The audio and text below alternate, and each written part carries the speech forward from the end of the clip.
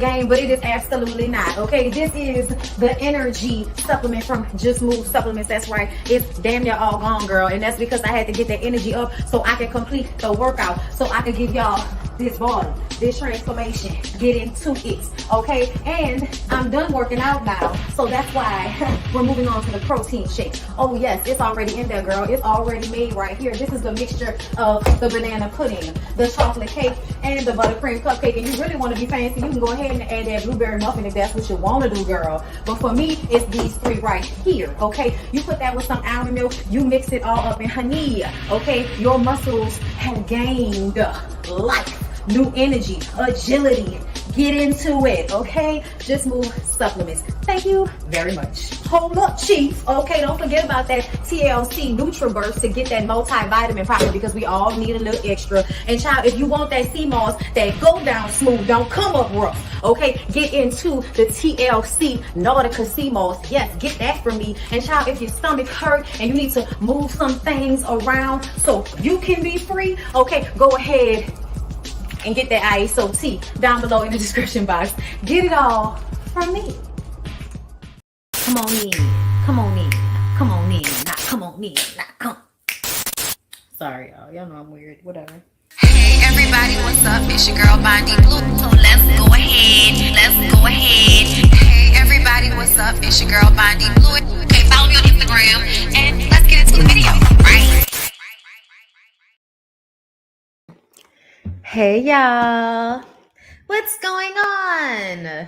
Hey people, what's up? We're back for Ratchet Reality.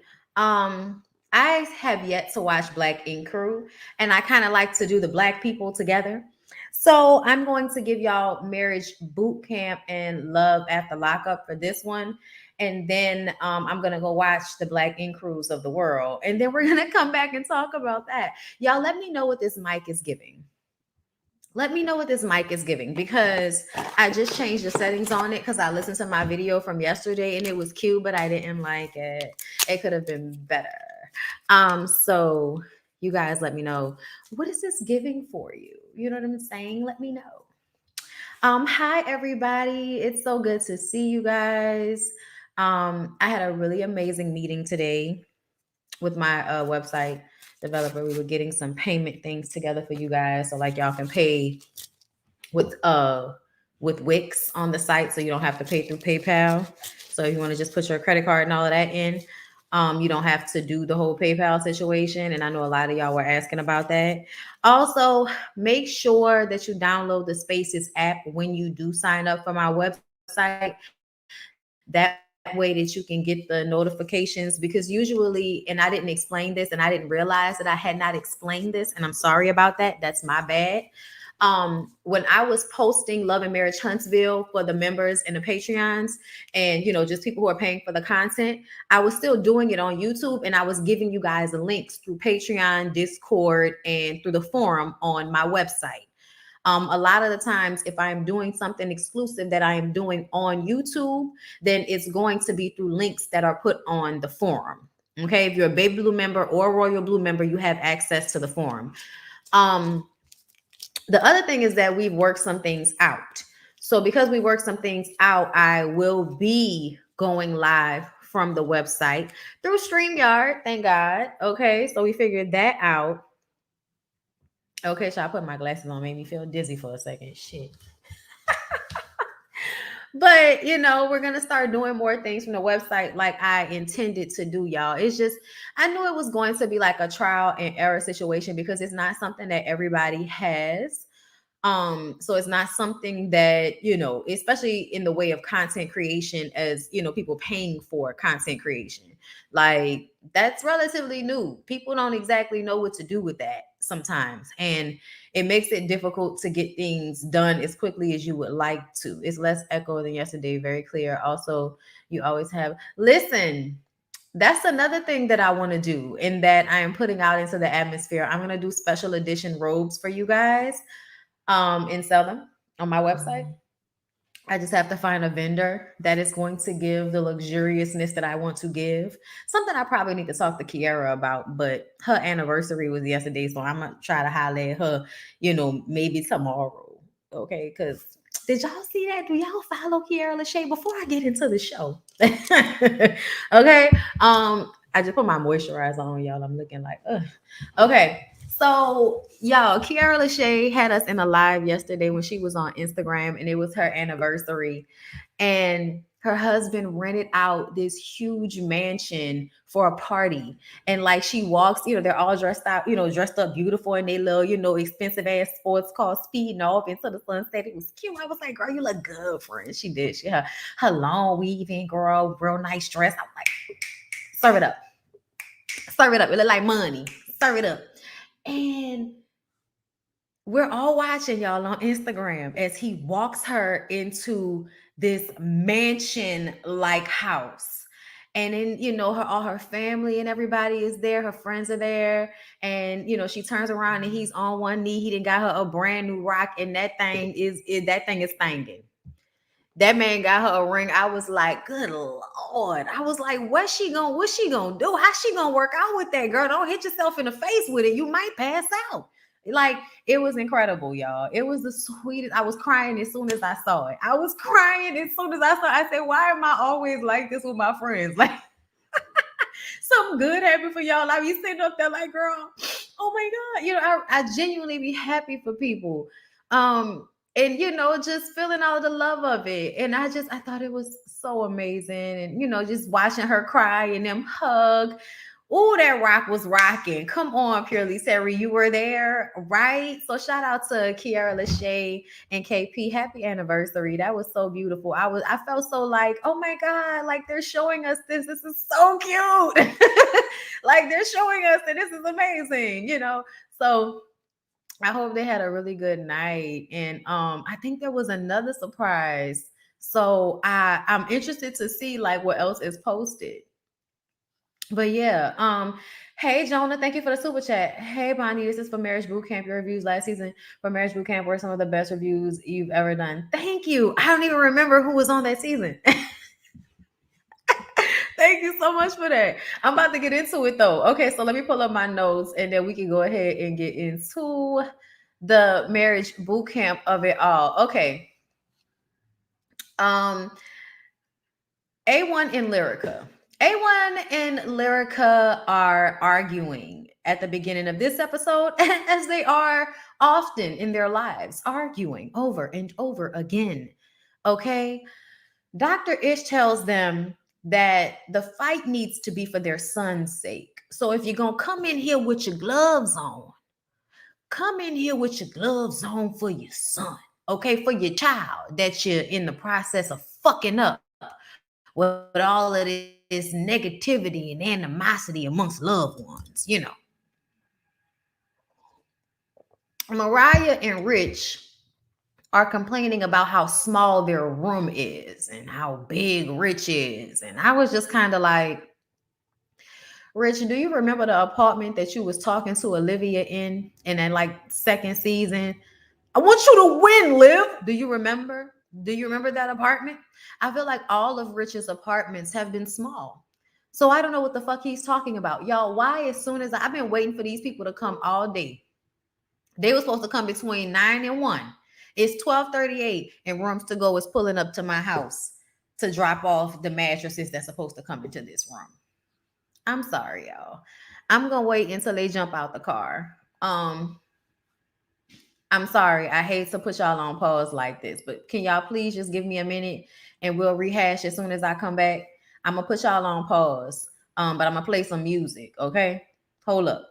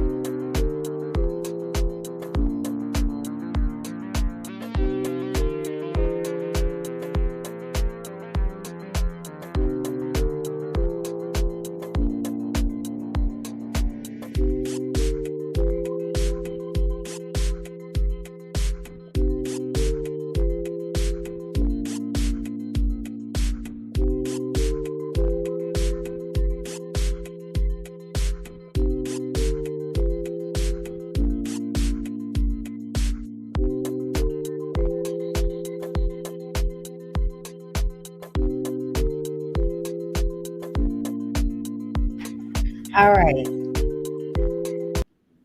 Okay. Y'all, please excuse this in the background. Honestly, I should have told him to put it up against this other wall. But y'all know how people be, y'all. Hold up.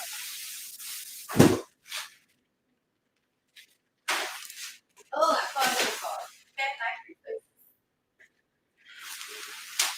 Hold up, y'all. Okay. That was gonna aggravate the shit out of me. Okay. I'm sorry, y'all. In my life, okay? When you the only one that's home. All right, who birthday it is? Who birthday it is? Who birthday it is? Hey, happy birthday. Happy, happy, happy birthday. What? What? Happy birthday. Listen, you know what? Y'all want to do a watch along on the website? Because I watched the first episode, but I don't remember what happened. So if y'all want to do a watch along on the website, we can do that for the ultimatum.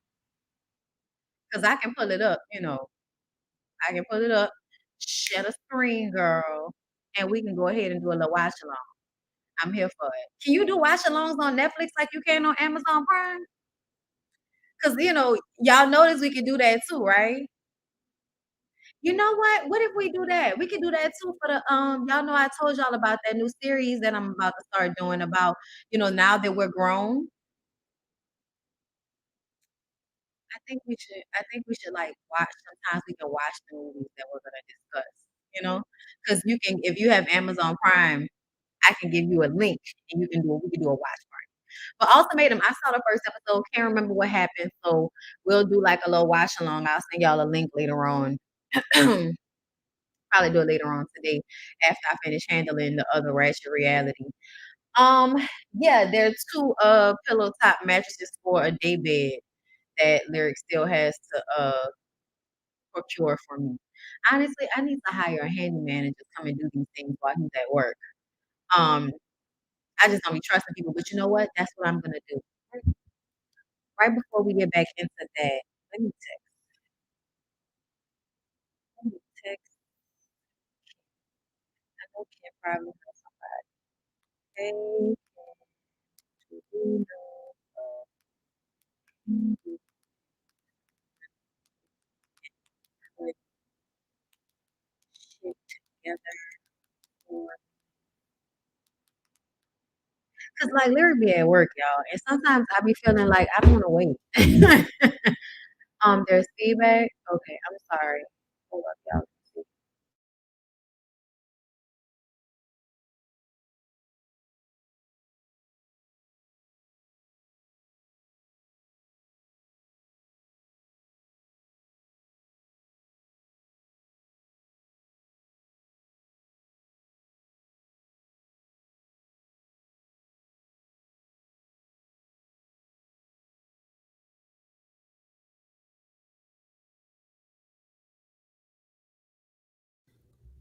Okay. How is it? How is it now, y'all? How is it? Okay, so listen, that's it. Y'all let me know how it is before I get back into it. But I want to let y'all know that for the website, usually it's just, you come to the page. You can just come to the website. But I will send out links on everywhere. It's better? Okay, good. I don't know what that was, but I didn't want the review to be all messed up. So thank you for telling me. All right, y'all. Are we ready? Are we settled in? Are we ready? Are we settled in? It sound good. Y'all ready? We ready? All right, so let's go ahead and get back into marriage boot camp. Sorry for the delay, you guys. Uh I don't wanna wait. Don't do it. For our lives to be over, I wanna know right now, will it be? That was such a good soundtrack, y'all. All right, so A1 and Lyrica are arguing, like I said before. Dr. Ish tells them to fight for their son's sake. Mariah and Rich hate their small ass room. Caston still isn't telling K Michelle he wants her to be the mother of his children. I feel like this is one of those times where K Michelle is producing herself.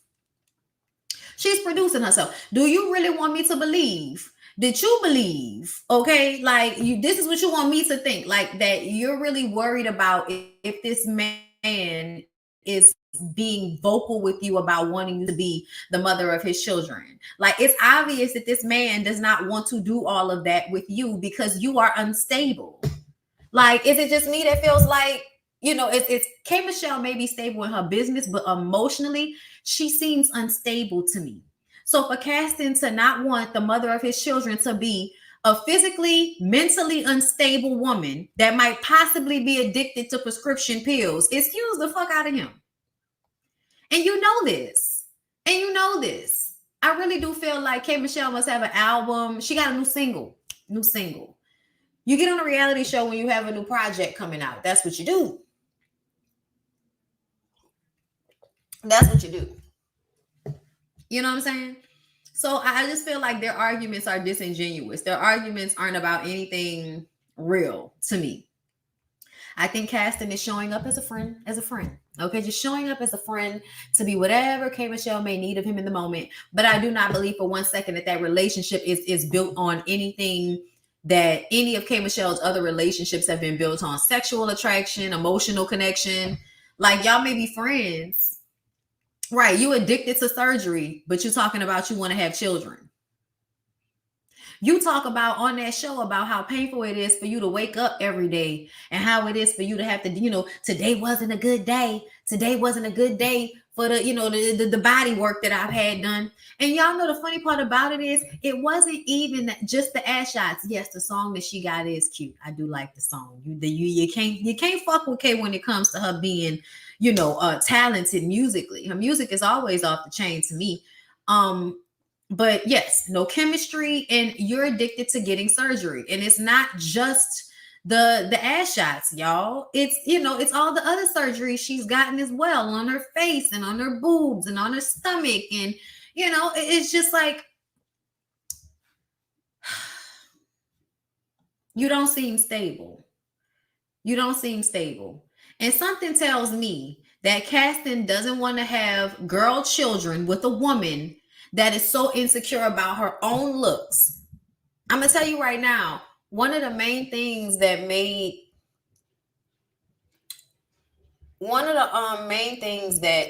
I feel like made my mom such a great influence on me was her own self-confidence. Watching her beautify herself, watching her take care of herself, watching her not allow anyone to disrespect her. Like she was always very sweet, very classy lady, but she also was, very protective and put in boundaries for people.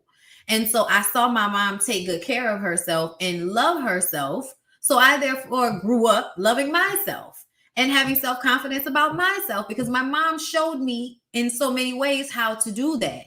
You know what I'm saying? Even if it was like keep your hair done, whatever the fuck, like those things help you feel good about yourself.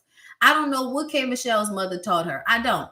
But I know what K Michelle might be teaching her daughters is that if you don't like something about yourself, fix it. And then fix it until it's fucking broke. Like, but whatever. We're going to argue about whether this man wants you to be the mother of his children with your unstable ass. Not questioning her parenting. However, since she's been healing for so long from elective procedures, how will she be able to care for a new baby plus her existing son plus her career? I feel like, your question is so valid, but I feel like it should be a deeper thought process for him. You know what I'm saying? Like the shit that I'm saying about what he should be thinking about what she would put on children. Like you should be thinking about those types of things.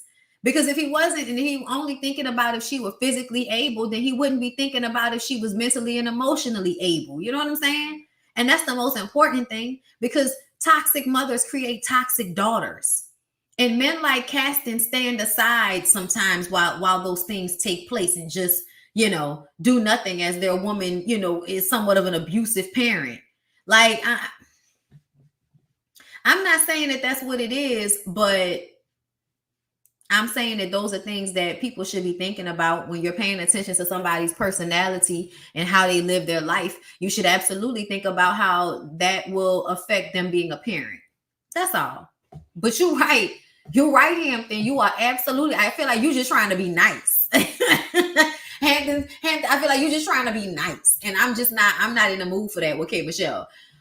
They do the hold on. Before I get into the rap battle, Lola talks to Kay about how she feels like Emmett puts his family before her. If they call, he drops what he's doing, and she doesn't feel like she has that same response from him. Right?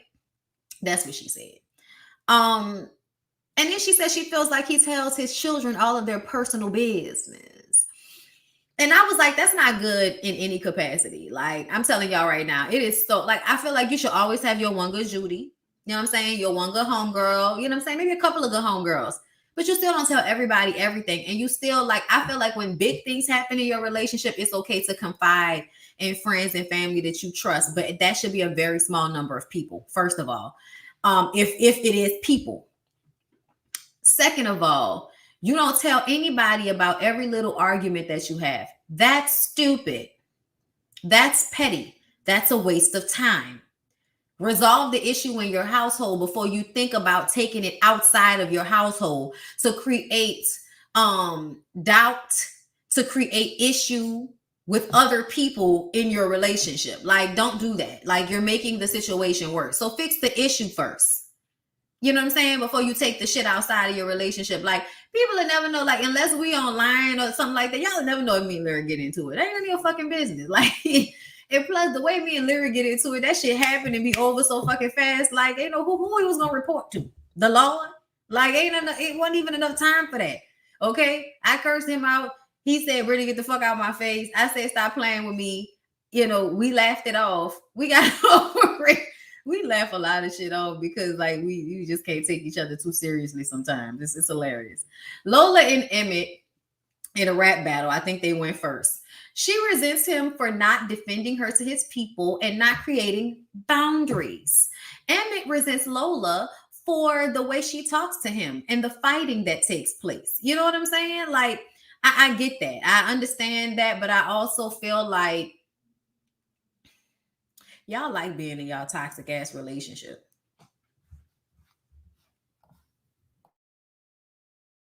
You like it. Admit it. I can't stand when people act like they don't like the toxicity they're in. Because when you don't like the toxicity that you're in, you get tired. And then you just don't even want to fucking fight anymore. People that are still screaming and hollering and fighting over every little thing, they like that shit. They still have energy for it. I don't have the energy for it. I don't know. Maybe that's just me. Maybe my soul is old. But I just kind of feel like I don't have the time or the energy to be arguing about every little thing. And to me, they also act like a couple that's on drugs. But I'm going to say alleged and let it go. Not saying that, you know, I don't know what drugs they own. But I'm just saying, like, it seems like a lot of their arguments might be drug-infused fights. Okay? Anyway, because I mean, Emmett seems like a sweet guy. Lola seems to love him, you know, and I'm saying Lola instead of Gangsta Boo because I like the fact that her name is Lola, and I honestly wish she would have been known as Lola instead of Gangsta Boo. That shit would have been fire as fuck. I don't know. I just feel like that would have done something for me. Like, to hear her be a rapper the way she is and her name be Lola, you know, on a 3-6, you know, Lola and 3-6 Mafia. What? You know what I'm saying? Like, I don't know. I just would have felt that. Anyway, Caston and K Michelle go next. K Michelle lives in a fairy tale. I told y'all that K Michelle is delusional. I told y'all that. Delusional. Okay? I've been saying that. Oh, thank you, love. Thank you, pretty girl loves trap content. I agree. With your username, I mean. You know, thank you. But I meant that, you know, your username. I agree. Love trap. That's why in my head, you know, I'm literally going off to this lady, you know, name being Lola and some of the raps I've heard her do. Like, y'all, which one? Stripper sit. You okay, cats? Fuck that. Street nigga. Okay, sipping on some scissor. Bitch, sipping. Isn't she on sipping on some scissor? Also, eat in my cup. That's not the same song. Whatever. Anyway, look, I'm losing it. I was about to play it, but I'm not gonna do that. Sipping because I know her verse, but I'm spacing. Anyway, K Michelle lives in a fairy tale land, and she And I'm sorry, and Caston resents her for the way she talks to him. Same issue. Y'all remember I told y'all about, that's the submission part that I feel like that's the only part of it I think women should actually listen to, is like how they talk to men. That's the only part. That's the only part. But I also feel like men, do not create uh don't create that animosity in your woman. Cause some of y'all create that animosity. Tongue ring. Thank you. Thank you. Let me see this. Let me see your tongue ring. Let me see your tongue ring. Let me see your tongue ring. Let me see your tongue ring. I don't mind. Let me see. Let me see your tongue ring.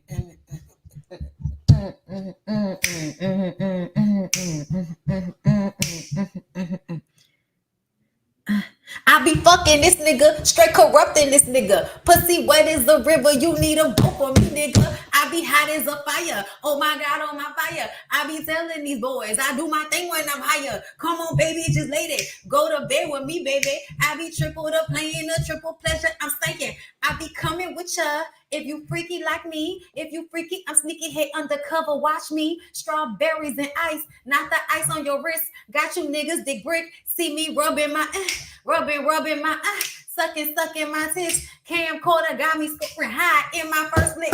I be major with mine. I don't fuck all the time. I don't need you, please believe it, nigga. Only when I'm in the mood for a quick ride on the dick. Throw a razor in my mouth, straight slicing your shit, nigga. Hey, I had to think about it. I had to run it. I had to do it. Shout out to Lola. Shout out to Gangsta Boo. Okay? I had to do it. John, I had to do it. That's my shit though. I fuck with them heavy, man. Anyway, I love that y'all at work having y'all best living y'all best life at work right now. I'm here for it. All right, y'all. Look, don't forget, light me up. Light me up. What you doing? Light me up. Light me up. Light me up. Light me up. Light me up. All right. So, Rich and Mariah. Rich resents Mariah for lying to him, and Mariah wants to be claimed. Y'all, I was K. Michelle in this moment. I don't have nothing to say to a man that's not claiming me. When K. Michelle said that in the confessional, I can say the sky is green as far as I'm concerned if we don't go together. And I felt that. What the fuck is Rich talking about? And that's why I said it's that bullshit. We need a reality show check because that's what we do. So let's go do marriage boot camp and create issues that we don't really have. Okay? Yeah, you don't claim her, Rich. And Mariah, you definitely feel a way about that. But to sit up here and act like Rich resents Mariah for lying, really, Rich? Y'all have never been together. So what was she lying about? Talk to me, Rich. What was the lie about? Tell me why it mattered. Or were you in a situation of double standards, where you expected Mariah to act like you were her man, but you were never going to act like she was your woman? Because that's what it feels like. That's what it feels like. That's what it feels like in my spirit, but we'll wait on it. Either way, get out of my face with this bullshit. Talking about she lied to me. Nigga, we was never together. What a lie, don't care who tell it. We not together. The fuck? A1 talks about how much he misses Lyrica in his rap and how much he wants her back, and says they keep having, she says they keep having the same conversation. Y'all, A1 was trying to get Lyrica back with his rap and everybody was responding to it. But ultimately, I was Lyrica. Boy, bye. Yeah, that's how you used to get my panties when you used to write about me. That time is gone. That time is gone. Okay? It's not here anymore. You can't move me with the music anymore. That did nothing for me because we've been going around in circles for the longest. Okay? You got me going in circles. Okay? Anyway, Dr. Ish says they have to deal with their issues. Okay, because they're not dealing with any of their issues. They just kind of keep having the same problem over and over again. Dr. Ish says that hold on, wait, no. I read that part. After the drills, the couples eat, but Kay and Caston go upstairs to their room. Mariah is so ungrateful. I'm sorry, is so grateful for Rich expressing himself openly with her. That's another thing that bothered me. Okay, so like y'all know I be having to read through the bullshit so I can pinpoint the moments that sparked confusion or aggravation for me, right? First of all, K Michelle and Caston going upstairs. I'm waiting for them to have this conversation about the contraband that was in the house. We know the contraband wasn't weed. So I'm wondering, K Michelle going upstairs to go to sleep. What's going on? What's going on, sis? What's happening here? I hope it's not what I'm just saying. I hope it's not what I think it is, and I'm gonna wait on it. I'm gonna just wait on it, and I'm gonna chill, and I don't want to put that out there until I know further. Okay. But I think a lot of y'all understand where I'm at with it. Mariah is so grateful for Rich expressing himself openly with her because he's never been vocal about anything with her. And I just kind of feel like, Mariah, please stop being a pick me for 5 minutes. Mariah, stop being a pick me for 5 minutes. Can you stop? Can you stop for 5 minutes? Can you? Can someone help? Can someone help Mariah, please? Mariah, I all women listening to me, please, can y'all listen? Please listen. Stop being so fucking grateful. Stop being so fucking grateful for a nigga giving you crumbs. Please stop. Rich is giving Mariah crumbs. Expressing his disdain for her is so great for her because he hasn't expressed anything. He hasn't vocalized anything.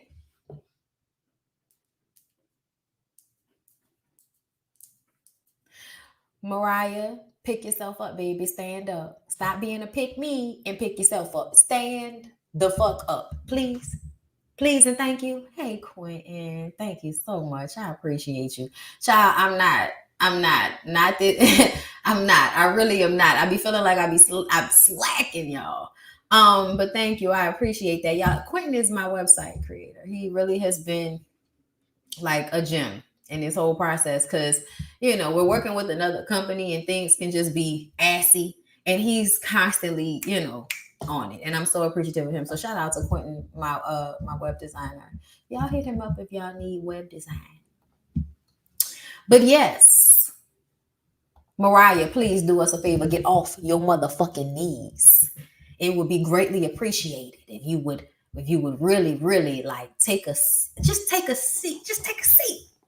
Because you know what I think is crazy? I think when I hear adults, listen, when I hear adult women saying things like, oh, this pussy. Let me explain something, y'all.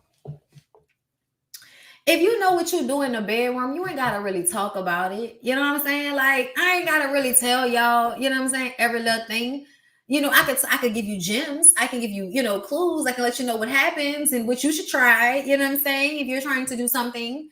But at the end of the day, I don't need to tell no nigga like what my snatch doing for me because for him. Because first of all, I want women to start realizing sex is about you.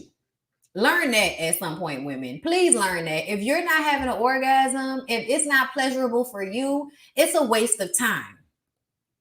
Get that through your head. I want y'all to feel like that because I'm tired of a lot of y'all not enjoying sex in the first place. So you think about sex in a way that your vagina is working well for a man's penis, when at the end of the day, any snatch works well for most of these.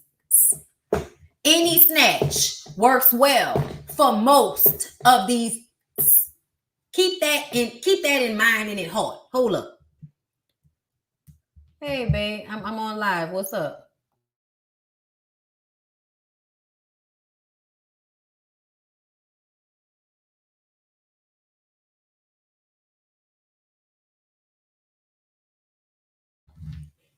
Okay.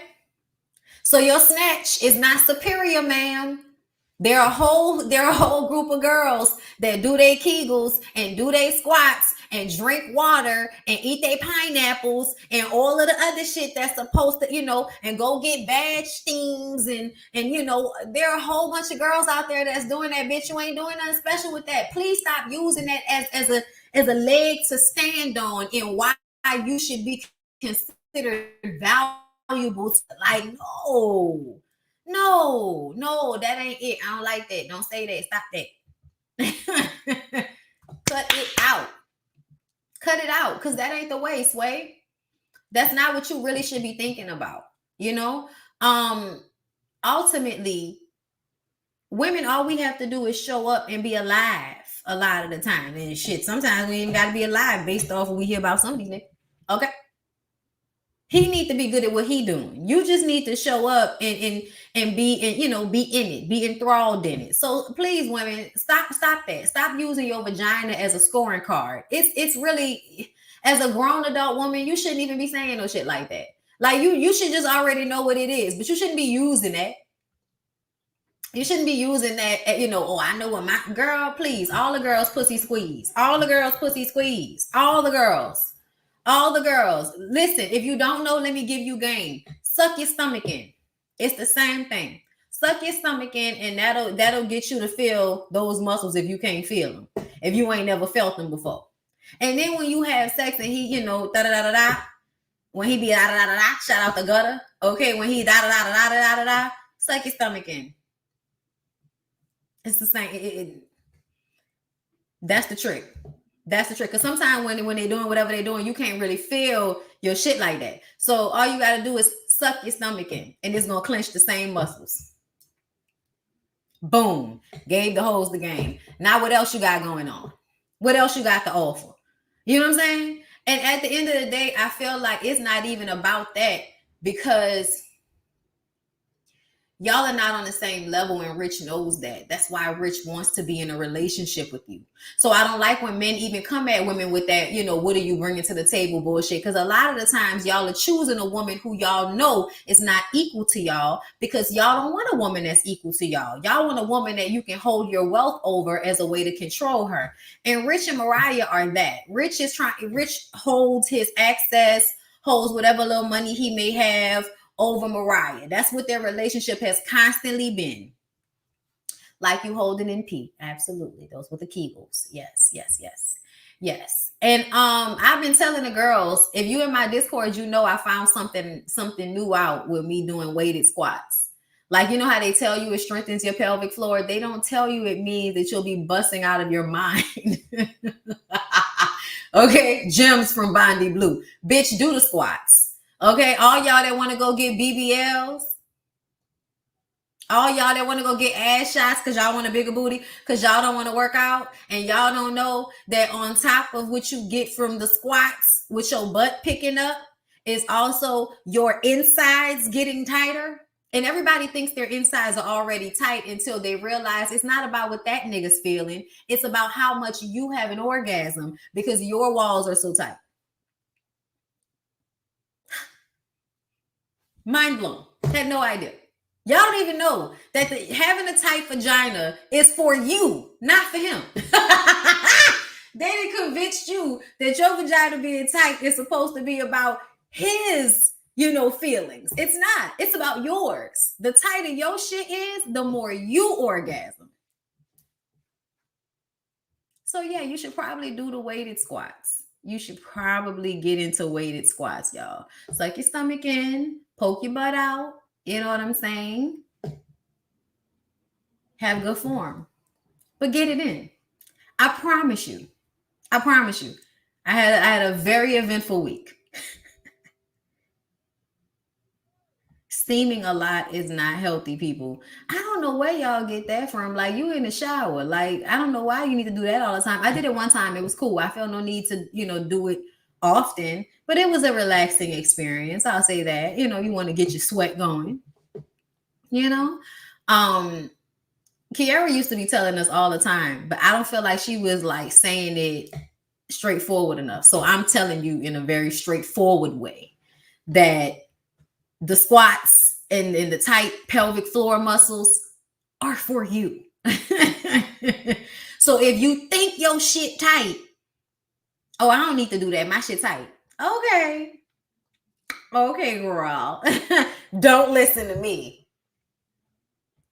Don't listen to me. Okay. I know what I'm not. A orgasm motherfucker like some of y'all. I know that's what I'm not.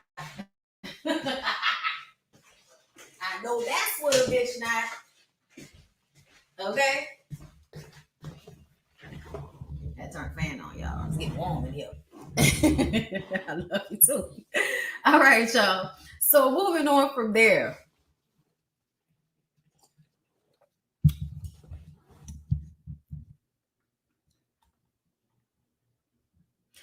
Lyrica is questioning A1, but he doesn't want to talk. And he says that she's not talking. That was a very confusing thing. Did y'all see that? They were like downstairs in the kitchen talking. And A1 is in the confessional saying that Lyrica isn't the one that wants to talk. But I actually felt like when I was watching it, she was the one trying to talk to him, and he seemed to not want to talk. And then he turns it around and makes it seem like it's her. I think that's a part of their issue. And I keep saying that just change your mind about the cheating situation. Like, that's all you have to do. If you really, just be in an open relationship. Bitch, you fucking who you want to fuck sometimes, and he fuck who you want to fuck sometimes. But it's about the way he treats her. It's about the way he flips it on her. It's about the way he tries to make her feel bad for what he's doing. Those things. It's all of that bullshit. You know what I'm saying? So I feel like it's a lot of mind games going on with A1 and Lyrica. And I noticed that in that moment because I was like, you're explaining something that's not being shown in the moment in the confessional, which makes me feel like this is what you normally do to her. Y'all, have a conversation, have an issue, you get in your feelings, she tries to talk to you about it, and you then turn around and act like she's the one that isn't being communicative, and you're the one that's actually making an effort, and she's the one that's not. It's insane. Everyone is invited downstairs for dinner with some spicy foods to correlate with the uncomfortable and hurtful issues that they may have amongst each other. Lola gets jealous of the attention that Emmett gives to everyone but her. And when she said, I'll get jealous of him spending time with the dog, I said, girl, you need to go and get some therapy, or you need to break up with that nigga. I don't know what he's doing with the dog, but at the end of the day, you need not be that jealous of anything. And I think that's a you issue and not a him issue. I know you want that to be a him issue, but that seems like a you issue. That seems like you need to figure that the fuck out, Lola, because that's way too much jealousy. I believe she had to eat the spicy food, or he had to eat the spicy. I couldn't remember who ate the spicy food, child. Kay has standards that Kasten doesn't live up to because she lives in a fairy tale delusional land in her mind. The fairy tale has to be that for both of them. That's what Dr. Ish wants them to understand, that it can't just be a fairy tale for you, bitch. It's also got to be a fairy tale for him. And she feels like he resents her career. I don't think he resents your career. I think that he believes that you can't accomplish all the things you're trying to accomplish because based on the evidence. So can we be real? Where is K. Michelle's son? Does anybody know what K. Michelle's son is? I know she doesn't post him on purpose, but I also feel like based off of the way we have seen you on reality TV and just in life, we know that your son was raised by the grandparents. We know you have been talking constantly for over 5 years about having children, and you have the money to do it, but you don't have the physical capabilities, yet you still have not found you a woman to have the children that you want to have, even if you wanted to raise those children by yourself. So that tells me that you have a lot of shit you like to talk about that you're not really being about, because if you really wanted those things, then it would have happened for you by now. So I feel like Kasten doesn't resent your career. I think he resents you using your career to fuel your delusions. I think that's what he resents. He resents the fact that you think you got enough time to take care of 2 twin girls when your fucking ass can't even take care of yourself half the time because you sick because of the shit you did to your body. And then the other time, you trying to work and stand on stage, but your body too tired, so you got to sit down. And he looking at you, not really being able to split yourself in all of those different places at one time. He's watching you not be able to do it. And in a healthy way anyway. And then you're looking at him like, oh, he doesn't think I can be the mother of his child. He's not believing in my fantasy. I'm mad. All right, Key. All right, Key. Whatever you say, my girl. However you feel. Mariah says that Rich has a public image that he's always trying to uphold, much to her chagrin. Okay, and much to her embarrassment. I believe what she's saying is that he is a very loving and passionate person to her in private. And then when he gets in public, it's she's beneath me. I could not possibly, and we know that's what he does because y'all are still fucking. Like, we know that's what he does. Like, and I think a lot of us as women have experienced that. I haven't even experienced that from men. I've experienced that from women. Haven't experienced it from men. Because I wish a nigga would. I'll embarrass you. Like, what are you talking about? Women, it's a little bit different. They usually are really good about setting boundaries when they don't want to be in relationships. People ignore them, but they usually let you know exactly what the fuck it is. But those situations, I've talked to y'all about the specific situation I'm thinking of, because that's the only time that's happened to me, where I was kind of made to feel like so special in private, but the actual situation is different. And I feel like that shit is low-key abusive. Like, keep it a buck. Keep it a buck, Rich. I'm not talking about what I went through. That wasn't abusive because the lines were drawn. I'm talking about, but it's just a confusing feeling. That's why you can't fuck everybody. But Rich doing that to Mariah over the span of years is just really fucked up to me. And I think a form of abuse. I think he is the definition of a user. You're not feeling that girl like that. You don't want to be with her. You don't want to be in a relationship with her, but you like to fuck her and you like to make her feel like you care about her. So she'll then do the things that women do when they care about a man, which is you do for him. That's why I can't stand when these niggas ask, what do you bring to the table, when they literally will seek out any woman to do the things they want women to do. Have sex, look after them, clean up after them, show them affection, love on them, make them feel like somebody cares about them. The fact that men try to act like that it's really not as simple as making them feel special. It's really that simple, my nigga. What do I bring to the table? I make you feel good about yourself, don't I? That's really all niggas be wanting. They talk all of that shit, but really all a man wants to do is to be with a woman that makes him feel like he's the shit to other men. Normally. That's normally what your base level thing is. That's why when they ask what you bring to the table, I be ignoring that shit. Like, get the fuck out of here with that dumbass shit. Y'all ask white women what they bring to the table. Don't ask me that stupid shit. The fuck out of here. I make you feel good about yourself because your self-esteem is attached to the type of woman that you can attract. Period. That's what it is. Okay? That's the fact that you can even attract a woman. The fact that you can attract a woman to do things for you is a badge of honor for most niggas. So when they sit up there and act like, what can Mariah possibly bring to the table? I don't know. Explain to me why you keep going back to her table if there ain't nothing there. Tell me why you going to stick your thing in a girl with no condom on. Tell me why you do that. Y'all niggas be out here space cadets in the head. Space cadets. Anyway, Rich had to eat a pepper, child, because he's an asshole.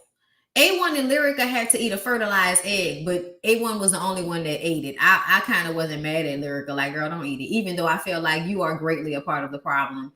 But she's holding on to her anger towards A1. She says that she can forgive, but, and she has forgiven him. And I like how Dr. Ish was like, yeah, forgiveness is more than just saying the words. It's things you don't think you have to explain to people. Like, forgiving someone is not just saying you forgive them, but feeling the forgiveness, letting it go.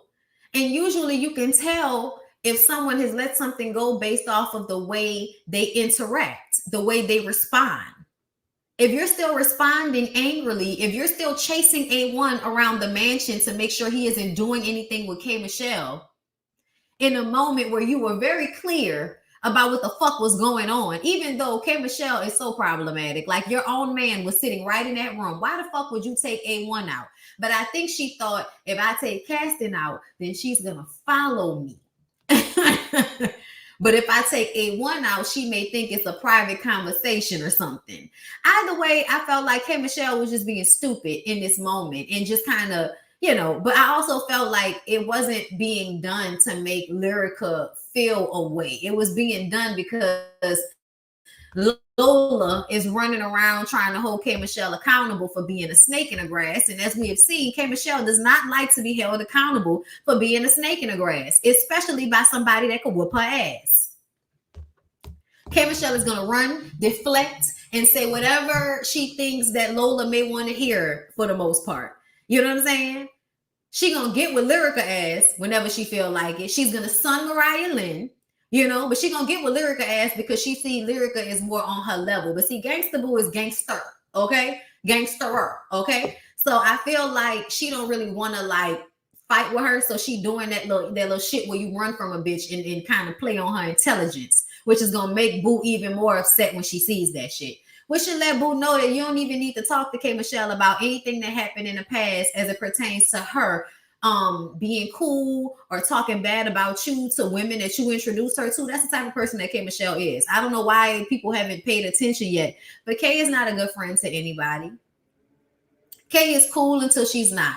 So it's best to, if you're gonna be friends with K Michelle, you take her for what she is. In a moment, y'all have a good time, but don't think that girl is your good Judy. Don't think you can share no information. Don't think she's gonna be a good friend to you. No, she's gonna be selfish. Anything she does for you is so that you can praise her. That's what it's about, and nothing else. So at the end of the day, I don't know why Lola's grown ass is running around the house trying to have a sensible conversation with K Michelle that never likes to take accountability for anything. I don't know why. But Judge came out and told everybody after, their boring ass episode that they needed to pull their shit together because she wasn't going to spend another day sitting back there watching absolutely nothing while everybody stays in their rooms, not interacting, not talking about their issues amongst each other like they're supposed to do. Mimi said K Michelle just used her friends to get on. Yeah, that's basically what it seemed like. That's exactly what it seems like to me, because I don't see any long-lasting relationships. I don't see anybody that I think she's been genuine and real to long-term. All the relationships have a turning point where people find out exactly who Kimberly is, and Kimberly is out for self. In the moment where Kimberly cannot be an asshole, she's gonna be an asshole. I'm glad y'all like the lighting. It's natural lighting, Office has windows. Thank God. Okay, I'm gonna get some plants in this bitch too. This room, slowly but surely, this room is going to be transformed. So y'all just wait on it. Kay talks to Mariah about saying things out of insecurity, talking about sex instead of intelligent conversation. I thought it was funny that K Michelle wanted to have this conversation with Mariah, because even though I agreed with what K Michelle was saying, she said she would feel insecure about herself. So instead of having intelligent conversations with people, she would want to have conversations about her hot pocket. And I'm like, but you're still doing that. You're still doing that. You often make reference to the fact that your vagina is new, as if there's a such thing. She's another one that could have just went and did some fucking squats and got a bigger ass and a tight cooch, but instead, she's gonna keep doing downers to deal with the pain from all the surgery she's had. Yes. Isn't that cute? Let's be a dope addict instead. Allegedly. I don't know if that's what it is. She's talked about it. I don't know if that's still the issue, but I know that usually what happens with people when they constantly get surgery is that they're constantly being put on pain meds.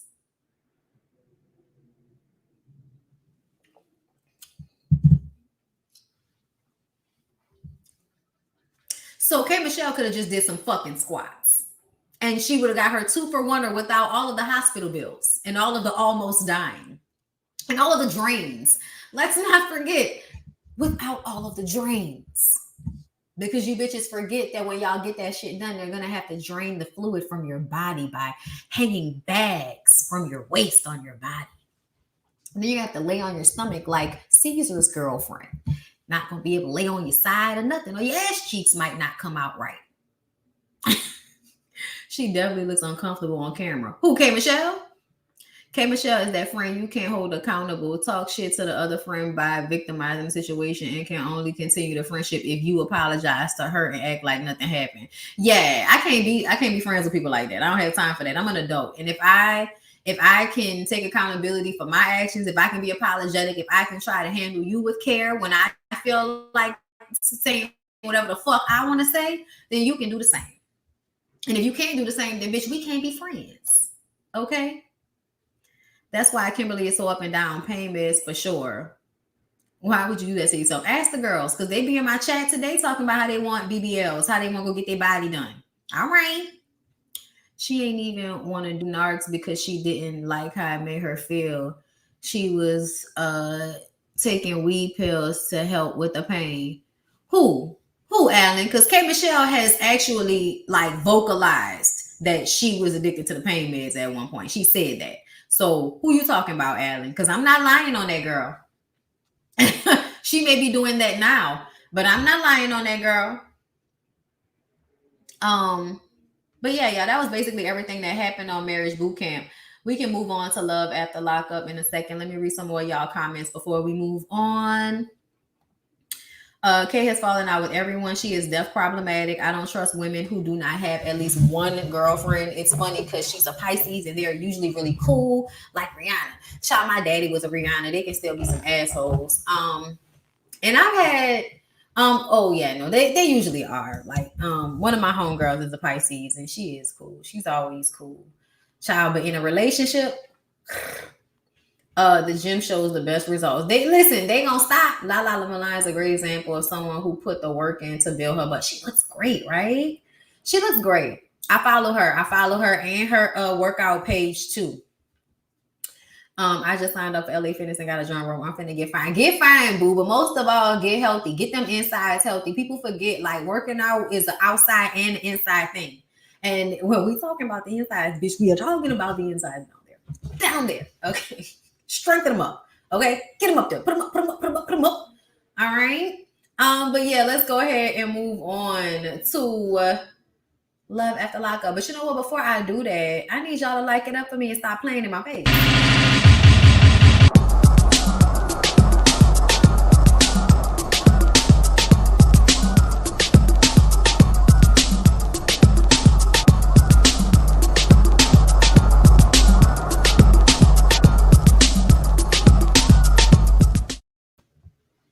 Okay.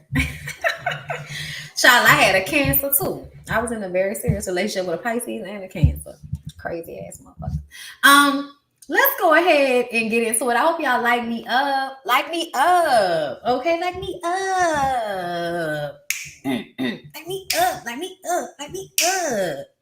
Okay. So let's go ahead and get into Love After Lockup. We're gonna start with Chaz and Branwen. Okay. Yes, Kimberly was almost addicted to narcs during the beginning of her sickness due to the pain, but she was introduced to weed pills to help with aches and pains. Okay, Alan, gotcha. So she was almost addicted, right? I thought she said she was, but okay, almost addicted. Child, those are one of the times I feel like almost doesn't count. I've done those pills. It only takes a good 14 days to get addicted. 14. And anybody that's done them and done them for the first time knows how lovely they can be. So the amount of surgery she's had, you want me to believe that she's only been doing weed pills the entire time? Okay. I'll run for it. You right. But that's something y'all should be worrying about though. I watched those BBL YouTube videos where girls document the process. I'm like, no bueno. Yeah, y'all do the squats. Oh, this is live. It is. Okay. But let's go ahead and get into it. Chaz and Branwen. Y'all, Chaz is so fucking desperate. It's sad. I can't stand when you men be desperate like this. Like, it will behoove you to find your self-esteem from somewhere besides a woman. It would behoove you. It really would. Because then you wouldn't be so fucking thirsty and so desperate for this woman to be with you. Asking her every 5 minutes if she's changed her mind about being with you. I was just like,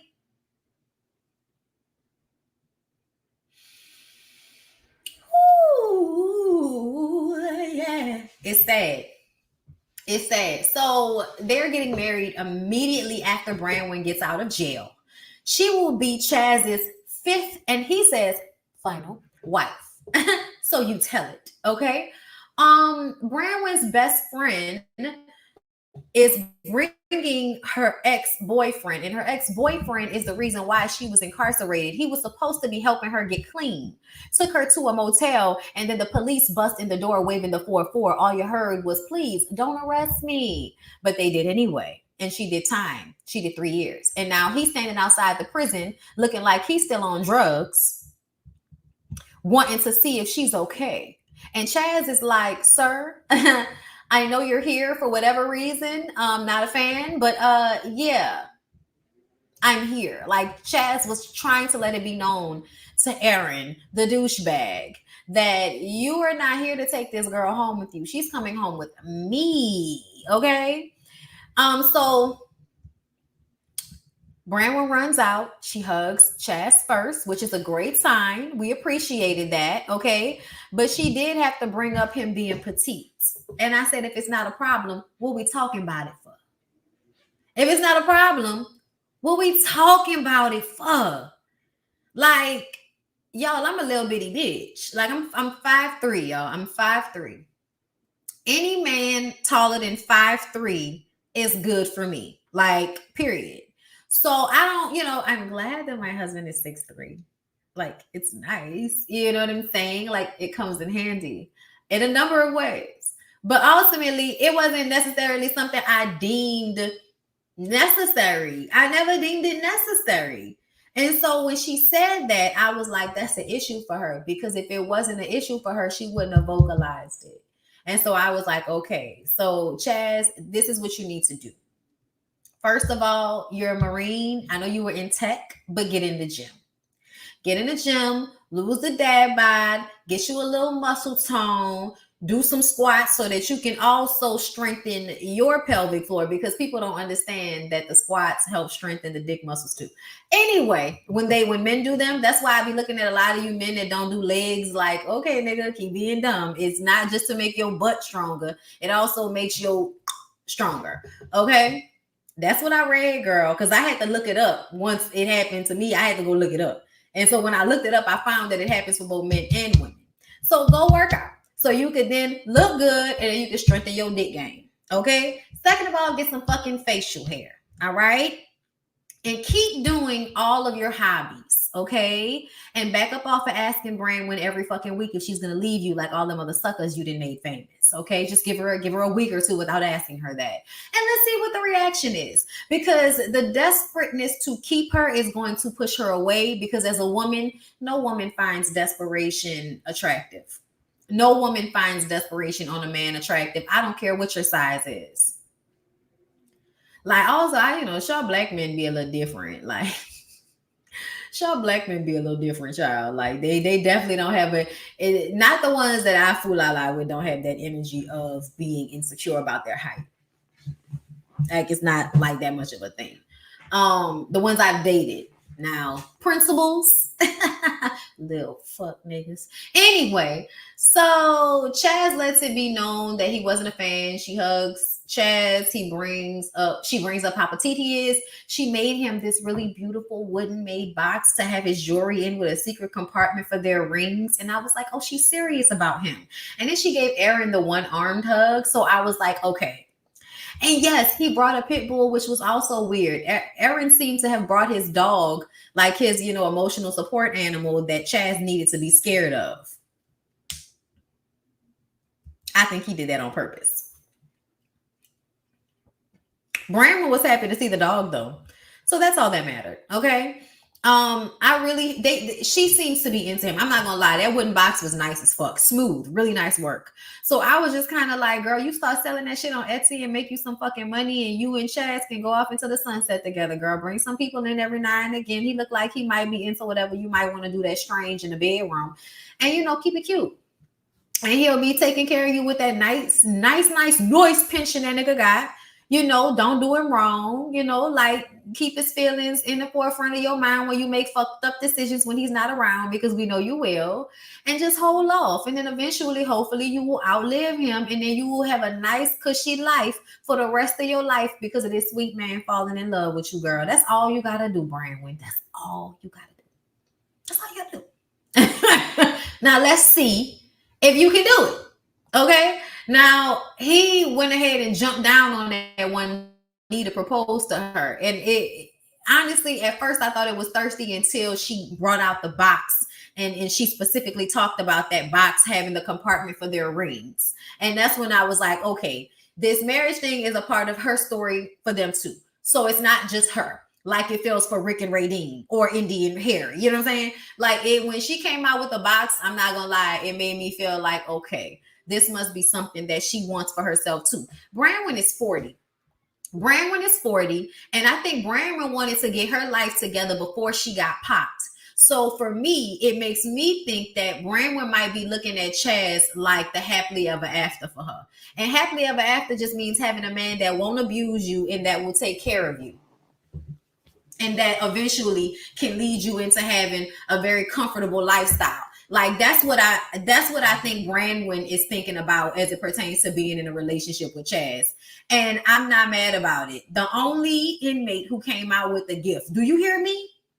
That she made herself, and it was nice, y'all. That's some shit that I would buy. Like, it was just very nice. Like, I love nice, like, carpentry. Like, I always amazed by like really beautiful carpentry, and I've always had people in my family that have done that. You know what I'm saying? Like, even my godmother like makes all kind of stuff.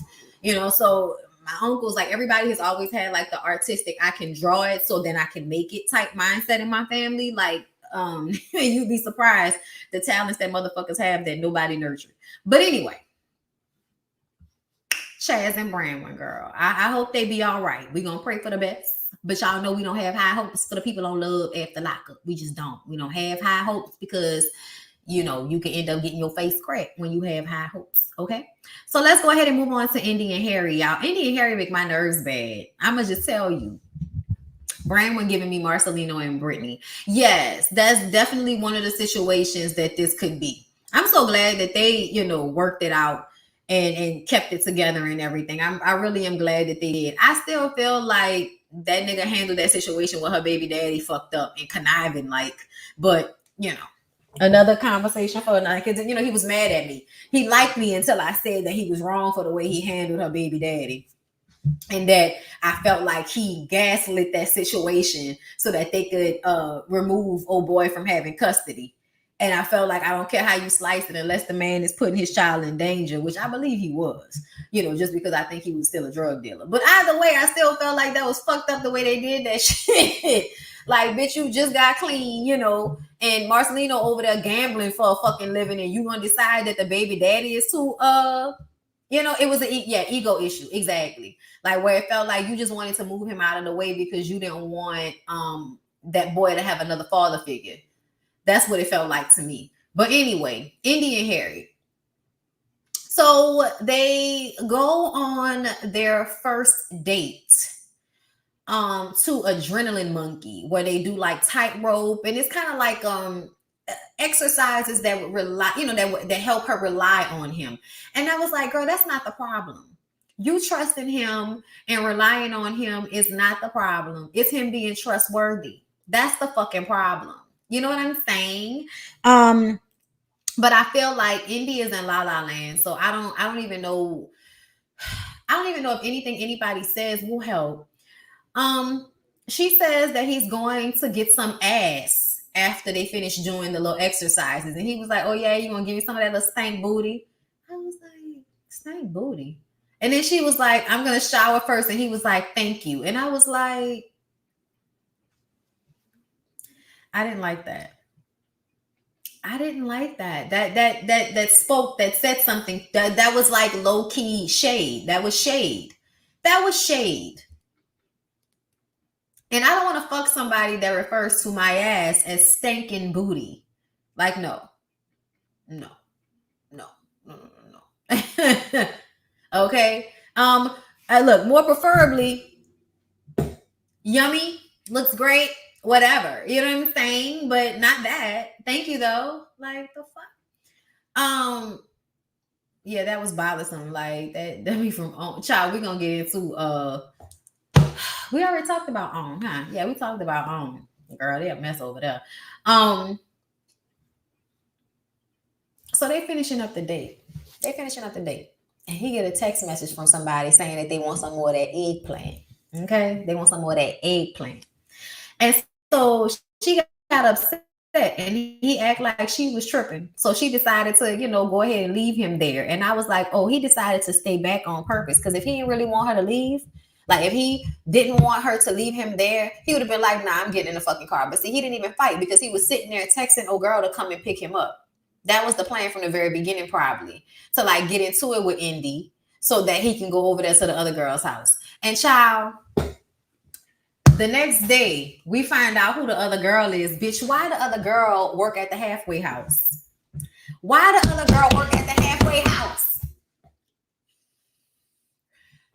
The girl work at the halfway house. She was like, yeah, you're not supposed to be, like with the inmates and stuff, but there was just something about him. Yeah, he nice looking. He's a nice looking, rugged Puerto Rican man that, is going to give you an STD and cheat on you and disrespect you. But you're going to have all of the hot feelings in between your legs for him, for sure. Okay? All hot in the face. But I was like, she got fired. I'm glad she got fired with her dumb ass. Sitting up there talking about, all right, let's go through this checklist. Okay, you got to do what you got to do. When are you going to break up with Indy? Because what is she even out here for? It's like, girl, what do you mean? What is she even out here for? That's his old lady. What are you talking about? Do you really think he's not telling her that he wants to be with her? What are you saying? Trying to get that nigga an ultimatum, basically, like the show. Girl, bye. Okay, girl, bye. You just as desperate as Indy. Knowing Indy don't know about you. Indy know he may be a cheater, but she don't know about you. You know about her. And yet here you are sitting up there with a checklist talking about, okay, you know what you got to do, right? And his dumb ass sitting up there talking about, I like that she got me checking off my boxes and stuff, but I got a lot of love for Indy. I'm gonna tell you what it is. I'm gonna tell you why he liked Indy so much. I think his mom left him in want for emotional love. I don't think he knows what to do with it. I think he uses it to abuse women for sure.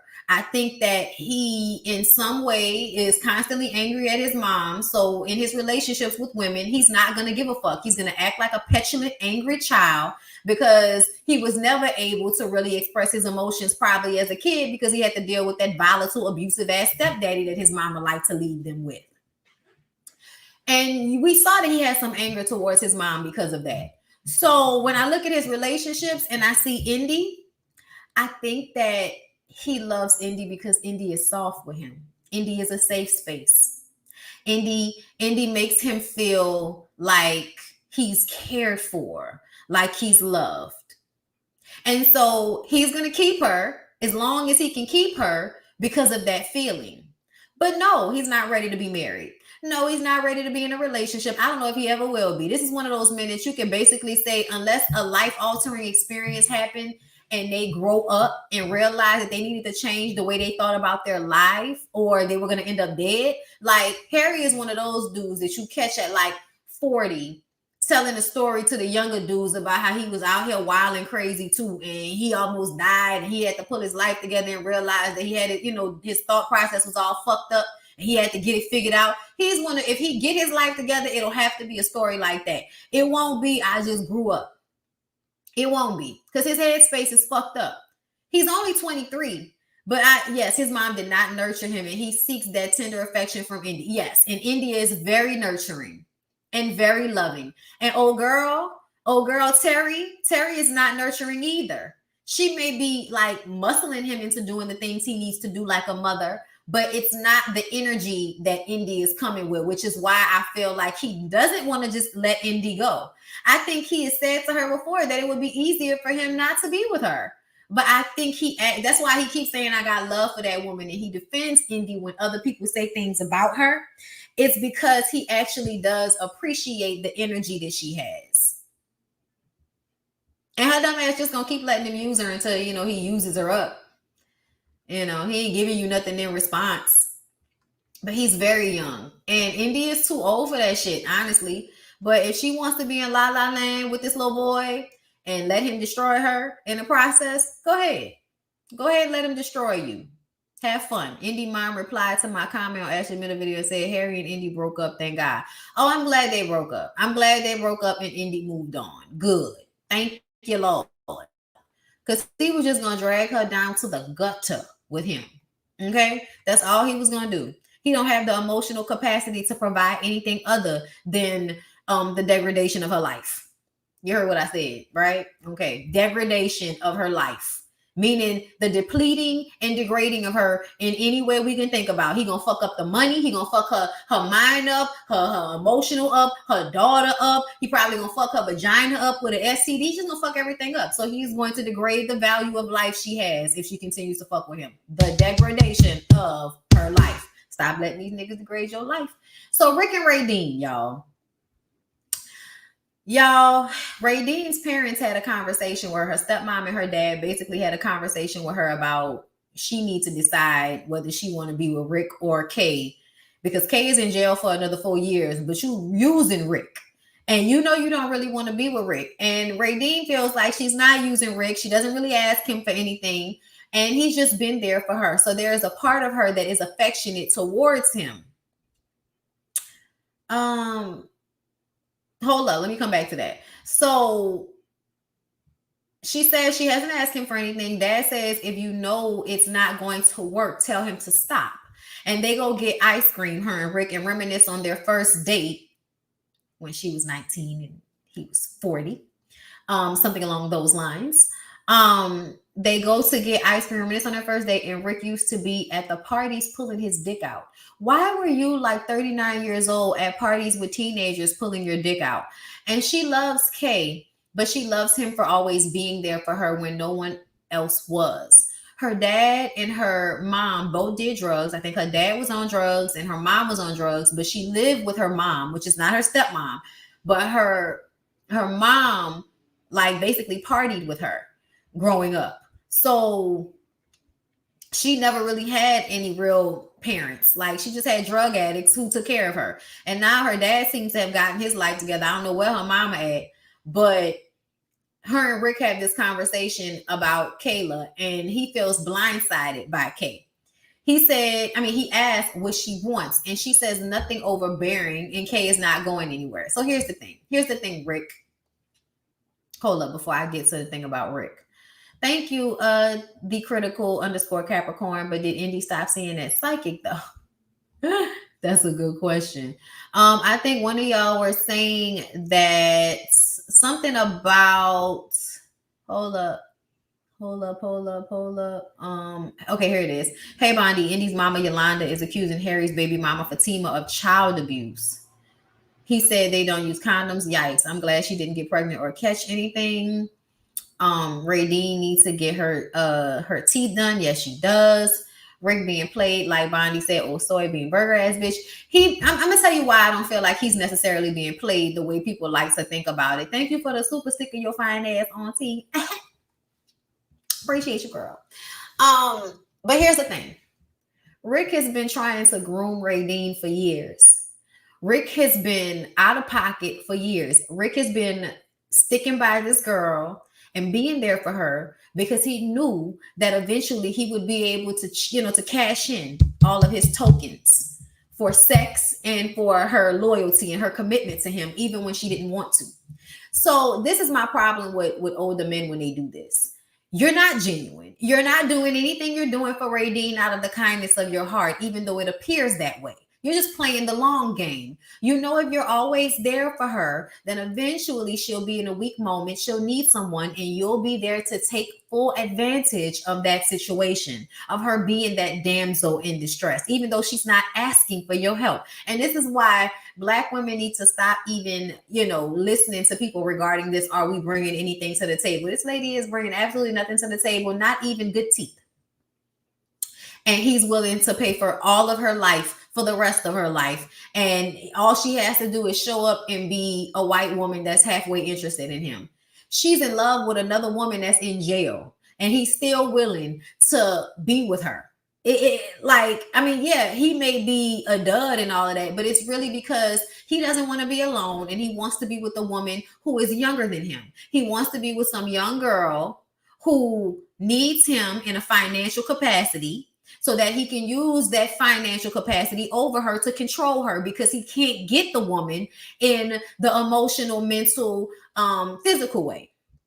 And so men who feel like they can't get a woman using their God-given charisma or talents, those men, they use their money. And when they use their money, they use it to control the woman, not to procure her. It's not to get her, it's to use the money to control her. Because as soon as she does something that he doesn't like, he's going to bring up everything that he's done for her as if she asked him for it.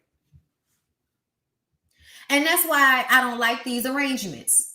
I do not like it, and I absolutely don't feel like you're some poor old man that this young girl is taking advantage of. No, I think that you have been mentally and emotionally weighing on Radine by helping her and constantly asking her who she wants to be with. Like you're guilting her. I think Radine is spending time with Rick out of guilt, not because she wants anything from him, not because she needs anything from him. It's nice. But ultimately, I think Radine is, first of all, she was doing things with Rick at the beginning because she was on fucking meth. Did y'all see the picture that he showed her of their first date? She looked high as a kite.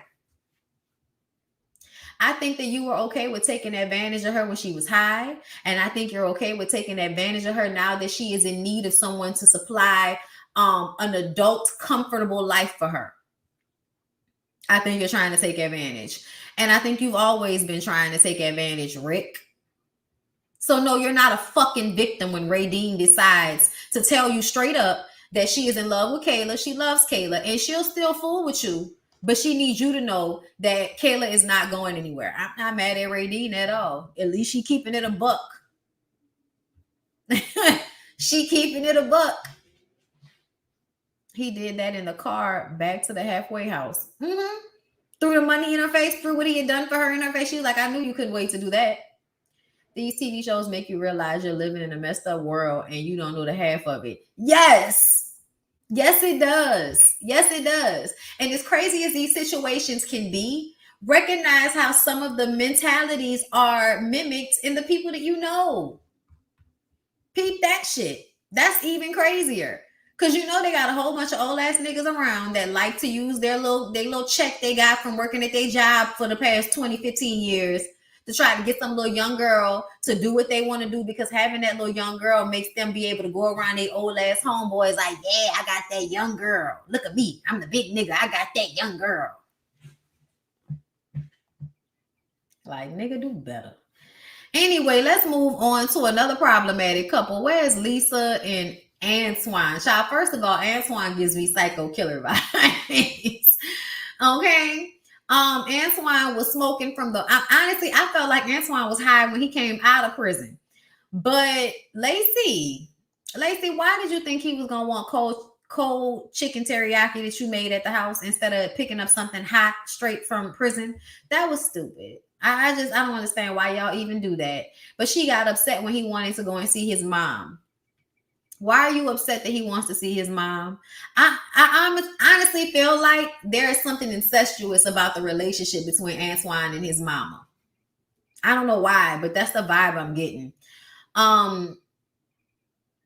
Then he talked about being in a hole for 2 years. Y'all, I don't know what's going on with prisons, but something is wrong with you motherfuckers. Something is wrong with you motherfuckers. Like, I really do feel like the hole needs to come with books and a television. Like for real. I feel like the whole absolutely needs to come with books and a television. I don't care how crazy the person is. I don't care what they did. They're already in prison, my dude. It's already cemented walls around them. They can't go anywhere. The idea that a person is supposed to sit in silence without any contact or anything or any type of outside noise for an extended period of time, that's going on in a juvenile detention center out here in Louisiana in Arcadiana. I saw it online yesterday and that shit disturbed the fuck out of me. Um that shit is extremely disturbing to me that people do that to other people. I don't care what y'all talking about. You can honestly, I can understand somebody not being safe to the other people around them, so you needing to lock them up because they're not safe to the people around them. I get that. Lock them up in a room, but put shit in the room with them so they don't lose their minds further. Especially when you're going to send them out back into the fucking world to be traumatized from what you've done. And then, in fact, doing the exact opposite of correcting them the way you're supposed to be, you're making them worse. That shit is problematic to the nth degree. Y'all, that shit made, like, I was thinking about that on my way to sleep last night. That shit bothered me, which is probably why I had that terrible dream, child. I gotta post it on my I'm gonna post it on my website, the live that I did this morning. But anyway, y'all, he wanted to go see his mom, but he found out that his mom has COVID, so he couldn't go see her. But he did video chat with them once he got to Lacey's house.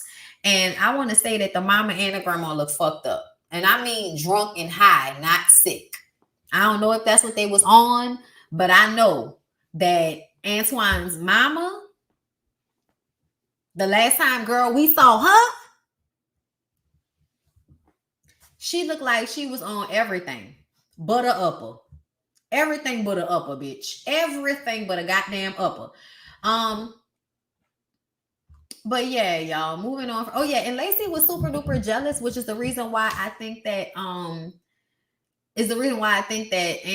and his mama might have some like weird relationship as to why Lacey is jealous.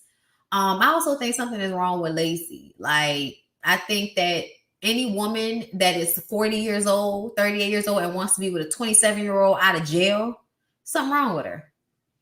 Why are you at this age looking for somebody to destroy your life? You can have an excitement without getting with somebody that wants to that's going to basically destroy your life because they are a Tasmanian devil doing this and ruining shit and sucking it in as they go around. Okay? Like, that's what Antoine is. Antoine is, a life destroyer. And your old ass don't have enough years left or enough energy or enough, elasticity in your skin, girl, to deal with a nigga like Antoine. Why would you put yourself through that? You are going to add more lines to your face. You are going to stress yourself out trying to be with this man that is a child. He already talking to you crazy. Oh Lord, let's lastly move on to Kevin and Tiffany, y'all. And then I'm going to get off of here so that I can go and prepare for the next Ratchet reality, which I do hope to do today. I have a workout to get done, but hopefully it's 2:00. I might do it at the end of the day. I'm doing the new challenge, the little 7-day mini challenge, the dance challenge. I posted about it on my Instagram. Y'all follow me on Instagram. And I posted, and put the little combos together like I like to do my little TikTok videos and stuff. But it's a good little cardio for sure. But I have got to get back into my weights because I do not want to lose momentum. It's tiring this shit. But when I tell y'all the weights be doing it for me, girl, the weights do it for me. So y'all, Kevin and Tiffany.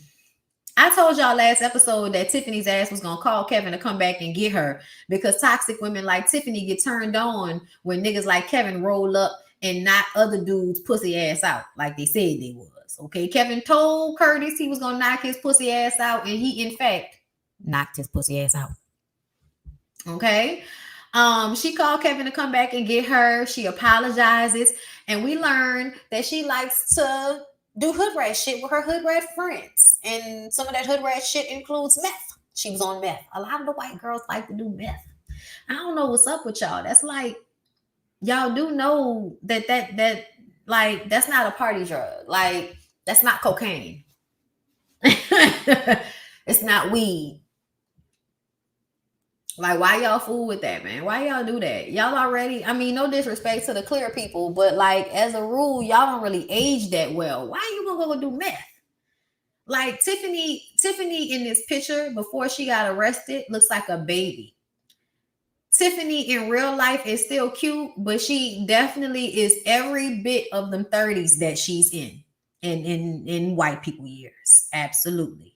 I heard ecstasy is kind of like meth too. Now I know about the ecstasy. I know about the ecstasy. The ecstasy was more of a party drug, but the girls had to get off that because that shit became a problem as well. Okay. Meth are hard chemicals that don't belong in anybody's body. That's how I feel. When I say like y'all get shit from under the sink to make a drug, I'm all right. I'm good off that. Like I'm really more so. What did God put on the earth for me to get high with? What did God decide should be, a help and an aid in these times? Like I cannot. But anyway, y'all, she went to prison and she said she's very grateful that she got arrested because otherwise she would have been dead. And I believe her. Okay, she probably would have ate her own fucking face the way they be acting when they be on meth. He asked where he's taking her. And she says back to his place. And he was like, so you was gonna have old boy come and get fucked up at my house dropping you off. She was like, well, if that's what needed to happen. I was like, she ain't shit. She ain't shit. Curtis came out of jail and spoke about the situation. He basically said that production made him put his hands behind his back and that Kevin is lying about him beating women. Who beats women? Who beats women? Thank you so much for the super chat, Dominique Lee. You confirm a lot of things I think about, especially going through this dating stuff at 24. Thank you. I'm going to keep doing me. Hope he finds me. I believe he will, girl. Just believe. Okay, just believe. And also open up your dating pool. Okay? I'm just saying, girl, open up your dating pool. That's all I'm saying. Okay? Oh, girl, But don't be out here settling for no bullshit. I don't think that's what you should do at all. I much rather be single and have like a little slide come through. I keep a little slide now. Okay. I keep a slide. If I was a single woman, when I was a single woman, you keep a slide. Anyway, somebody you call. They ain't got nothing going on. They ain't doing shit. They know where you at and what you need accomplished at the end of the day. They take their ass back to their house. Yeah, big energy, Kevin child. Depends on if something is covered. Okay. Y'all talking about the drugs. Get your weed and a cookie and some milk with it. All the hippies know the herbs, shrooms, leaves from trees that was on you outright. A bunch of chaos wrapped in doe-eyed white girls. Child, Kevin alleged that Curtis beats women. Curtis went to jail recently for domestic violence on a woman. Oh, okay. Tiffany aged about 10 years in the pen. And also the drugs. Big dick energy, Kev. Just don't let the pee in the pool. Your hair look good, mine. Thank you, child. Little Taraji, just a little Taraji today.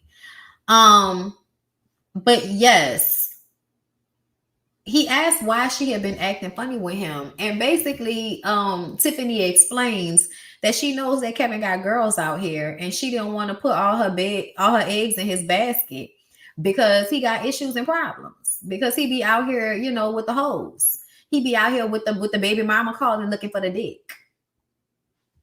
But they went home and fucked and they liked it. He woke up and made breakfast. I was like, this nigga in the kitchen cooking. Like, oh. Okay, nigga in the kitchen cooking. Okay. It looked like it was good, girl. It looked like they both enjoyed the endeavor. It looked like it gave what we thought it was gonna give. You know what I'm saying? Like, I feel like we knew Kevin was gonna be impressive because that crazy ass baby mama Kayla, she act like the nigga got a vial of some drugs in his dick that she coming to pick up. Okay, and he not done with her ass neither. And I knew he wasn't done with her because she the pretty blonde white girl that's crazy for him. He ain't gonna never stop fucking with her because she make him feel like he the shit. A lot of men really do like fucking with crazy girls because they like that the crazy girls go up for them. They don't like women that be making them feel like they gotta work for all of that. They don't want that. They want the girl to just naturally be losing her fucking mind, about to scratch somebody's eyes out to keep his raggedy ass. Child, you can have him.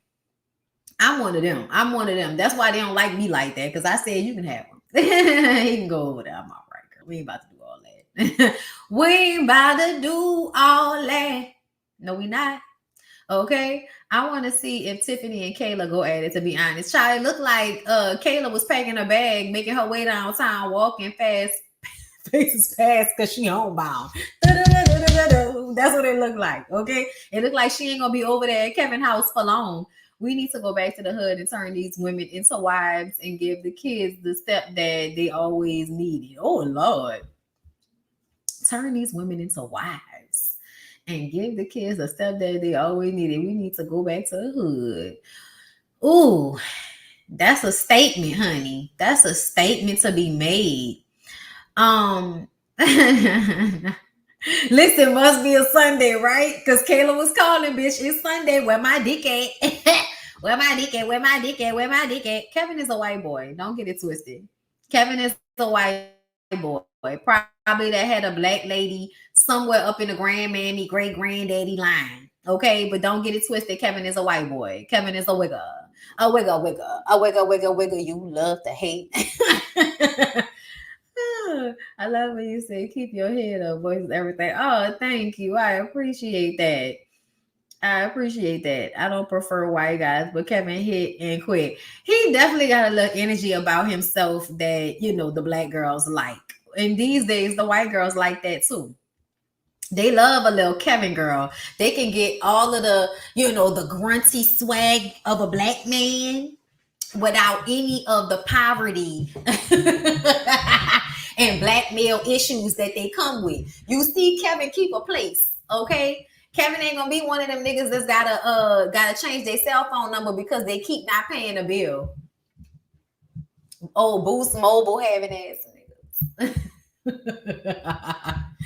Okay, Kevin is alabaster, bitch. I can't stand y'all. Kayla be taking his soul. He not letting her go. No, they like it. They like fucking. You can tell. They like the fuck. There are some people that are really just made like you're not supposed to be with them. You're supposed to fuck them. They're supposed to give you a physical charge so you can go on about your day. But they're not supposed to be like your forever nigga. You ain't supposed to go at home to them at night, you know? Did you see the interview that Harry's sister Lydia did? It made me look at Harry differently. He created this persona to protect himself.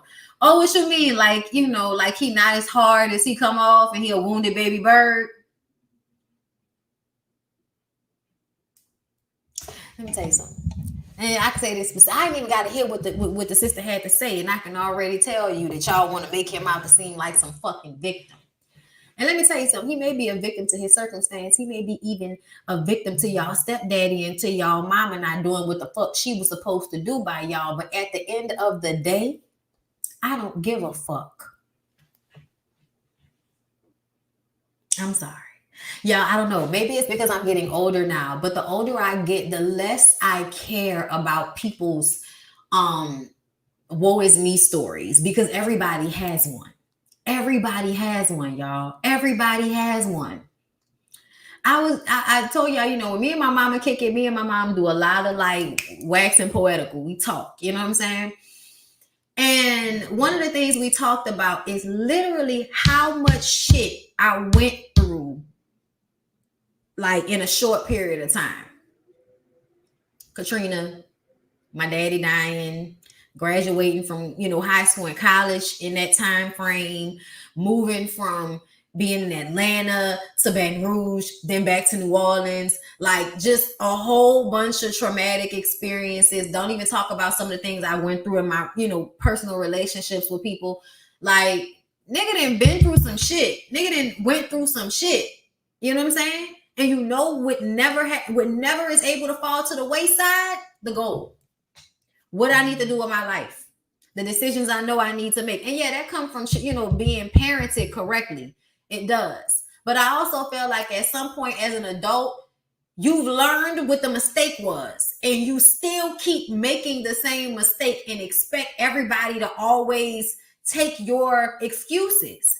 And I'm just no longer in that. And I feel like Lydia is a part of the problem. And I saw that from jump because just Latino, y'all gonna see my stomach from growling. I haven't eaten anything yet. Latina women and black women do the same thing when it comes to babying the fuck out of their men. Okay? Real nigga shit. They do the same thing. So you telling me that I need to feel sorry for your crazy ass disrespectful brother who don't even respect you? I'm supposed to feel bad for him in some capacity and look at him differently. I could tell from what that conversation that that Harry had with his mom. I could tell from that conversation that Harry has been through some traumatic experiences in his life. But you know what that made me realize? Instead of making me realize I needed to feel sorry for this nigga, it made me realize why he was going to try to use Indy. Because and why he's going to continue to be problematic and use the women that he's in relationships with. You know why? Because his mama didn't give him what he needed growing up. And because she allowed her boyfriend or her husband to abuse her children. So now you have fucked up children and a mama that thinks as long as she drawing on her fucking eyebrows and putting on pancake makeup that she's okay. That everything's fine because it looks pretty. One of them motherfuckers. Okay? So excuse the hell out of me. I'm not about to be doing all of this with feeling sorry for niggas like Harry when they out here in the world being an agent of chaos. Do something with yourself. Get your life together. But it's not my problem or my fault that your life is doing whatever it's doing. That's not on me. That's not on me. That's on you to figure out. That's on you to fix. Where they at? Where they at? Where they at? Where they at? Yeah, him. He is white. He is not transracial. He is not Rachel Dolezal. She is white. He is white. There are some things I'm not about to do with y'all. I'm not about to do this with y'all. There's some things I'm not about to do. There are some people that look a certain way and they are genetically 100% like have two African American parents and still will come out looking Caucasian. I have seen it happen. I was on TikTok today. So I get it. That ain't him. That ain't him. I just think that Kevin grew up poor around black people. And I think that a lot of white people realize that if they do what black people do, they can fit into two different spaces. And here's the thing. And I'm going to let y'all go. I think that white people have figured out that when they're not special amongst white people, if they come and adopt our aesthetic, they can then be of value or be cool or be placed at a higher value in other communities. So they're not in the white community like that. They take, they go and have their little black friends and shit, and they cool with the black people, and they come to the black people party and be the cool white people, and they get to feel special. Because when they go over there to the white people, they feel like the bottom of the barrel. They feel like the trailer park or whatever. So I think a lot of times, like your wiggers and all of that, like Kevin and all of them, that's where that comes from because they get to come over by us and feel special. Whereas in their own communities, they're made to feel like bottom of the barrel. Thank you, Panda, for the super chat. Hey, Bonnie, totally agree. I'm over 40 and had to tell a grown-ass man that I don't have to be drugged through the mud while you figure your ish out. Like, yeah, no. Thank you for the super chat. And yeah, no, we don't. No, we don't. Listen, I want all my people out there to stay as relaxed, relate, released as possible, meaning that you don't have to have no struggle life. Your life can be good. Your life can be as good as you want it, as good as you expect it to be, as good as you seek it to be. Okay? So, yeah. That's that on that. That's all I got for y'all for today. When is the next BBS? I don't know, because I got to get these shows done, y'all. Probably towards the end of the week. Probably, Thursday, Friday, we'll do some BBS maybe tomorrow. Tomorrow is Wednesday. Yeah, we'll probably do a BBS tomorrow. But I need to go back downstairs to at least watch Black Ink Crew. And then I'll get my workout done. And then maybe I can come back to y'all tonight for Ratchet Reality for Candy and Black Ink Crew. If not, I'll come to y'all tomorrow. But we'll see. Either way, thank y'all so much for coming through. Thank you to all my mods. Thank you to everybody that has been in the chat and talking with me. Those of y'all that have just been listening, those of y'all who will catch the playback, I appreciate y'all so much. Don't forget to like it up, share me with your people, and I will see y'all in the next one.